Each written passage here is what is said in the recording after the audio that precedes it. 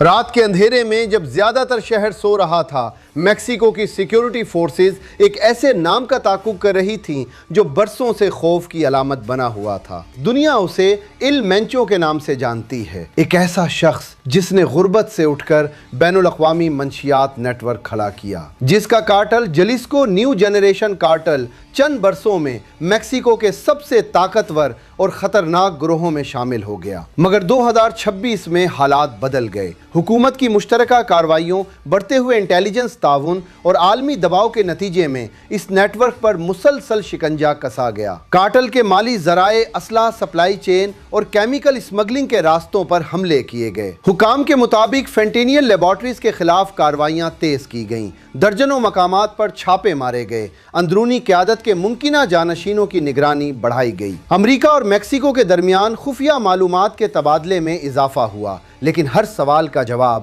ابھی نہیں ملا۔ کیا ایک شخص کو ہٹانا کافی ہے؟ کیا کارٹل کا ڈھانچہ ٹوٹ چکا ہے یا محض اپنی شکل بدل رہا ہے؟ کیا اندرونی طاقت کی جنگ مزید خون ریزی کو جنم دے گی؟ اور سب سے اہم، فینٹینیل کا عالمی بحران جو ہزاروں زندگیاں لے چکا ہے، کیا وہ واقعی کم ہو رہا ہے؟ یہ صرف ایک مجرم کی کہانی نہیں، یہ سرحدوں، سیاست، طاقت، منشیات، اسلحہ اور عالمی معیشت کی پیچیدہ جنگ کی داستان ہے۔ میکسیکو کا سب سے مطلوب شخص اور ایک خوفناک ڈرگ کارٹل کا سربراہ ایک سیکیورٹی آپریشن کے دوران مارا گیا۔ نیسیو اوگویرا سرونٹس، جسے ایل مینچو کے نام سے جانا جاتا ہے، اس وقت ہلاک ہوا جب اسے ہیلسکو کی ریاست تپالپا سے دارالحکومت میکسیکو سٹی منتقل کیا جا رہا تھا۔ وہ اپنے حامیوں اور فوج کے درمیان ہونے والی جھڑپوں میں زخمی ہو گیا تھا۔ اس فوجی آپریشن کے جواب میں میکسیکو کی کئی ریاستوں میں پرتشدد کارروائیاں شروع ہو گئیں۔ ہیلسکو نیو جنریشن کارٹل کے ارکان نے گاڑیوں کو آگ لگا دی، ہائی ویز بلاک کر دی اور بڑے پیمانے پر خوف و ہراس پھیلایا۔ ایل مینچو کی موت میکسیکو کی کارٹل مخالف مہم میں اب تک کی سب سے بڑی فتح قرار دی گئی۔ میکسیکو کی صدر کلاڈیا شینبوم نے ڈونلڈ ٹرمپ کے بڑھتے ہوئے مطالبات کو پورا کرنے کے لیے 100 سے زائد سزا یافتہ ڈرگ کنگ پنز کو امریکہ کے حوالے کر دیا ہے۔ ٹرمپ نے شینبوم پر دباؤ ڈالا تھا کہ وہ امریکی فوجی دستوں کو منشیات کے گروہوں کے خلاف لڑنے کی اجازت دیں۔ اب تک کلاڈیا نے براہ راست امریکی مداخلت کو مسترد کیا ہے، لیکن دو طرفہ سیکیورٹی اور انٹیلیجنس تعاون کو مضبوط بنایا ہے۔ در اثنا صدر ڈونلڈ ٹرمپ نے social media platform Truth Social پر ایک مبہم پوسٹ کی اور لکھا، ہم بہت زیادہ جیت رہے ہیں، یہ صرف غیر منصفانہ ہے۔ تو کیا ٹرمپ میکسیکو کے اس ڈرگ لارڈ کے قتل میں ملوث تھے؟ میکسیکو میں مارا جانے والا وہ ٹاپ کارٹل لیڈر کون ہے؟ یہ CJNG کارٹل کیا ہے؟ میکسیکو کے کارٹلز اپنے ہتھیار کہاں سے حاصل کرتے ہیں اور امریکہ میں فینٹینیل کا بحران کتنا سنگین ہے کا جائزہ لیں گے۔ صدر کلاڈیا شینبوم کے بیان کے مطابق سب سے اہم بات پوری آبادی کی حفاظت کرنا ہے، لوگوں کی حفاظت، عوام کی حفاظت اور کاروبار کی حفاظت کرنا، اور یہی کچھ کل پورے دن کیا گیا۔ دنیا کے مطلوب ترین منشیات فروشوں میں سے ایک میکسیکن کارٹل باس ایل مینچو کو میکسیکو کی سیکیورٹی فورسز نے ہلاک کر دیا۔ یہ ڈرگ لارڈ، جس کا اصل نام نیسیو روبن اوگویرا سرونٹس تھا، ریاست ہیلسکو میں اپنے کم از کم 6 ساتھیوں سمیت مارا گیا۔ 49 سالہ ایل مینچو اس گینگ کا سربراہ تھا جو حالیہ برسوں میں میکسیکو کی سب سے طاقتور اور بدنام زمانہ مجرمانہ تنظیم بن چکی تھی، جسے ہیلسکو نیو جنریشن کارٹل کہا جاتا ہے۔ ایل مینچو کی ہلاکت نے اس خطے میں فوری طور پر بدامنی پھیلا دی، جہاں اس کی حکومت تھی جو میکسیکو اور لاطینی امریکہ کے دیگر حصوں میں اس کے وسیع اثر و رسوخ کو ظاہر کرتی ہے۔ اس بدامنی کی وجہ سے امریکی اور کینیڈین ایئر لائنز کو درجنوں پروازیں منسوخ کرنی پڑی۔ ایئر کینیڈا نے اعلان کیا کہ وہ سیکیورٹی کی صورتحال کی وجہ سے پروازیں معطل کر رہا ہے اور صارفین کو ایئرپورٹ نہ جانے کا مشورہ دیا۔ گواڈلہارا انٹرنیشنل ایئرپورٹ کے مناظر میں دیکھا گیا کہ مسافر پروازوں کی تاخیر یا منسوخی کے بعد انتظار کر رہے تھے۔ ایک امریکی سیاح نٹالی بالوشیا کے مطابق اس کے لیے میکسیکو کا یہ 1 ہفتہ کا سفر پرسکون ہونا چاہیے تھا، لیکن یہ جلد ہی ایک ڈراؤنا خواب بن گیا جب سیکیورٹی خدشات کی وجہ سے वो अपने रिजॉर्ट में महसूर होकर रह गई। उसने बताया कि मेहमानों को किसी भी सूरत में प्रॉपर्टी से बाहर ना निकलने का कहा गया, जिससे वो खुद को कैद महसूस करने लगी और गैर यकीनी का शिकार हो गईं। उसका कहना था, ये यकीनन बहुत खौफनाक है, मुझे उम्मीद है कि ये जल्द ख़त्म हो जाएगा, ये एक पुरसुकून छुट्टी होनी चाहिए थी।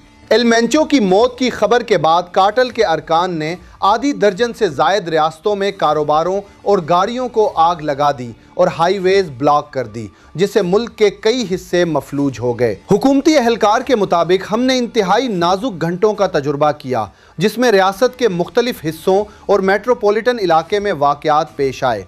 हुकूमत के तमाम सतहों के दरमियान ताउन कलीदी रहा। हमारा बुनियादी मकसद लोगों की हिफाजत है, इसलिए हमने कोड रेड फाल कर दिया है, जो अब भी नाफिज है। दारुल हुकूमत की सड़कों पर पुलिस के गश्त के दौरान रिहायशियों ने खौफ और तशवीश का इजहार किया। एक शहरी ने कहा कि एक तरफ तो ये मुनज़्ज़म जराइम के लिए एक बड़ा धक्का है, लेकिन हमें यह भी तस्लीम करना होगा कि वो शहरियों को जो नुकसान पहुंचाते हैं वो बहुत बड़ा है। बसें जलाई जा रही हैं, कर्फ्यू जैसी सूरत हाल है, ये बदकिस्मती है और हम उम्मीद करते हैं कि हुकाम जल्द कंट्रोल हासिल कर लेंगे। एक और शहरी का कहना था कि इस बार सूरत हाल ज़्यादा तशवीशनाक लग रही है, क्योंकि इन कार्टेल्स का कोई वाज़े जानशीन नज़र नहीं आ रहा। हमें उम्मीद है कि हमारी सदर हमारे लिए कुछ करेंगी, क्योंकि सड़कों पर हर जगह खौफ फैला हुआ है। तो एल मेंचो कौन था? इसे उन चंद नामों में शुमार किया जाता था जिन्होंने मेक्सिको के मुनज़्ज़म जराइम की तारीख पर गहरे असरात मुरत्तब किए। जुलाई 1966 में पैदा होने वाला एल मेंचो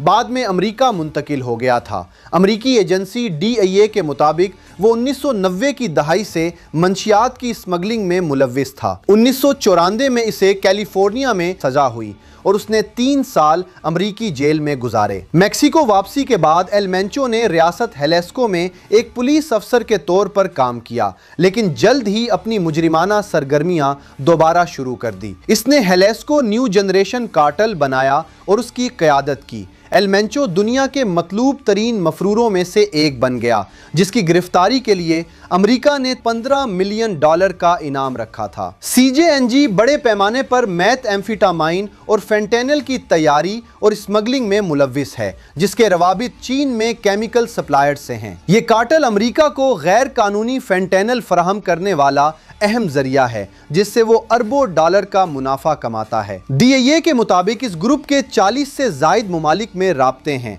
जिनमें ऑस्ट्रेलिया, चीन और जनूब मशरकी एशिया भी शामिल हैं। कार्टेल की अस्करियत पसंदी का एक अहम जुज अमेरिका से मैक्सिको में हथियारों की स्मगलिंग है। 2025 की एक रिपोर्ट में दावा किया गया कि अमेरिका से मैक्सिको में सालाना 2 लाख से 5 लाख के करीब हथियार स्मगल किए जाते हैं। एल मेंचो की हलाकत के बाद बरामद होने वाले जखीरे में रॉकेट लॉन्चर, दस्ती बम और जदीद खुदकार हथियार शामिल थे। मैक्सिको के वजीर दिफा ने बताया कि बरामद शुदा हथियारों में से तकरीबन 80% अमेरिका में खरीदे गए थे और सरहद पार स्मगल किए गए थे। अगरचे एल मेंचो की मौत मैक्सिको के लिए एक सुकून की बात है, लेकिन ये बहरान अभी ख़त्म नहीं हुआ। कार्टेल्स इससे पहले भी हर बड़े सरगना की हलाकत के बाद जिंदा रहे हैं। जब तक मुनज़्ज़म इलाकाई कार्रवाई नहीं की जाती, खतरा मौजूद रहेगा। एक और एल मेंचो पैदा हो सकता है जो इस बेरहमी के चक्कर को जारी रखे। एक बाब बंद हुआ मगर किताब ख़त्म नहीं हुई। एल मेंचो का नाम अब तारीख का हिस्सा बन चुका है, लेकिन मंशियात की आलमी तजारत अभी भी जिंदा है। हुकूमतें कार्रवाइयाँ कर रही हैं, सरहदी निगरानी सख्त हो रही है, फेंटेनियल लेबॉर्ट्रीज तबाह की जा रही हैं, माली नेटवर्क्स को मुंजमद किया जा रहा है। फिर भी हकीकत यह है कि जब तक मांग बाकी है, सप्लाई रास्ता तलाश कर लेती है। कार्टेल सिर्फ हथियारों से नहीं चलते, वो गुर्बत, बदउनवानी, कमज़ोर निज़ाम और आलमी मंडी के खला से ताकत लेते हैं। आज CJNG दबाव में है, क़यादत गैर वाज़े है, दाखिली तकसीम के इम्कानात ज़ेर बहस हैं, लेकिन तारीख़ हमें सिखाती है कि ताकत का खला हमेशा पुर हो जाता है। सवाल ये नहीं कि एल मेंचो कौन था, सवाल ये है कि उसके बाद क्या होगा। क्या ये लम्हा मैक्सिको के लिए हकीकी इस्तेहकाम का आगाज़ है या एक और मरहला طویل جنگ کا۔ فینٹینیل کا بحران اب بھی امریکہ اور دیگر ممالک میں سنگین مسئلہ ہے۔